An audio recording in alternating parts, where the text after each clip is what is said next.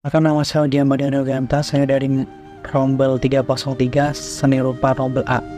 Jadi kali ini saya ingin membahas tentang apa saja sih yang saya dapat di matkul PIB. Sebenarnya banyak sekali yang saya dapat, cuma yang sangat membuat menarik dan ingin saya pelajari itu adalah estetika, pengertian dari estetika barat dan estetika timur. Dan ternyata mereka memiliki pendekatan yang berbeda terhadap keindahan dan seni.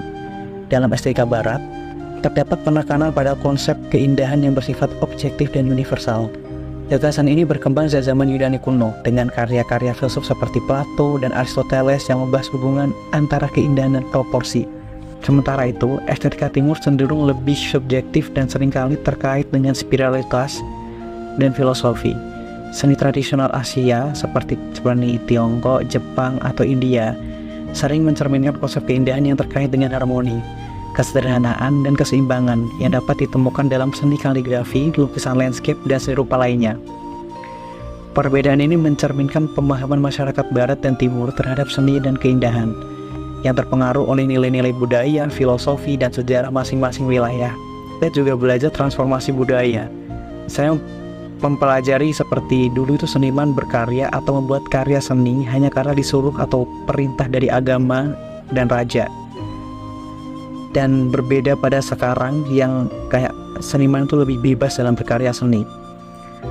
Dan ternyata itu melewati banyak hal ya, seperti alkulturasi, enkulturasi, sosialisasi, internalisasi, inovasi, evolusi, terus adaptasi. Dan dalam mata kuliah pendidikan ilmu budaya, hal baru yang saya dapat adalah pengertian dari seni kontemporer. Seni yang menawarkan keberagaman dan eksperimen yang memikat dalam bentuk media dan konsepnya.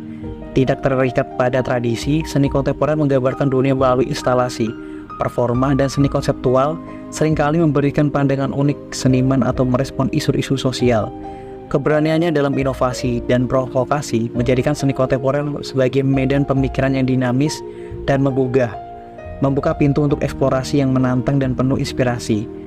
Terus hal yang baru yang saya dapat adalah pernyataan Pak Rizal tentang seni sudah mati. Jujur waktu Pak Rizal bilang gitu saya lumayan kaget dan kayak nggak menyangka aja gitu.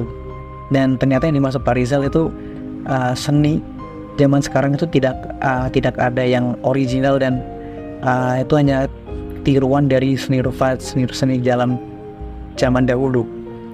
Dan ternyata setelah saya cari tahu lagi, pernyataan seni rupa sudah mati itu juga dikemukakan oleh Andy Warhol pada tahun 1960-an yang mencerminkan perubahan dalam seni yang dipengaruhi oleh produksi massal dan komunikasi. Warhol menyoroti pergeseran dari keunikan karya seni ke arah konsumsi massal. Meskipun bersifat provokatif, ini hanya pandangan kontroversial dan tidak dianggap universal.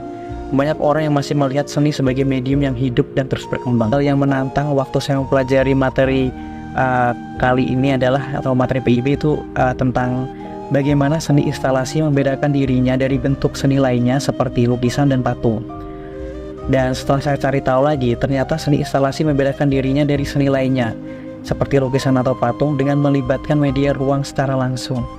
Perbedaan dengan lukisan yang terbatas pada permukaan 2 dimensi atau patung yang dapat dilihat dari satu sudut pandang saja, instalasi menciptakan pengalaman 3 dimensi yang mengancam penonton untuk berinteraksi dengan ruang tersebut. Keberadaan langsung di dalam atau di sekitar instalasi membedakan dimensi pengalaman yang unik, seringkali melibatkan sensori lebih dari sekedar visual dan memungkinkan penonton untuk merasakan dan menjelajahi karya seni dari berbagai sudut dan perspektif. Terus yang keempat adalah, masih relevankah budaya lama Indonesia pada perkembangan seni modern saat ini? Dan menurut saya, penting untuk diakui bahwa budaya lama di Indonesia tetap memiliki relevansi yang signifikan bagi perkembangan seni rupa pada masa kini. Warisan seni tradisional seperti seni wayang, batik, ukiran kayu, dan lain-lain tidak hanya menjadi sumber inspirasi bagi seniman kontemporer, tetapi juga mencerminkan identitas budaya yang kaya dan unik.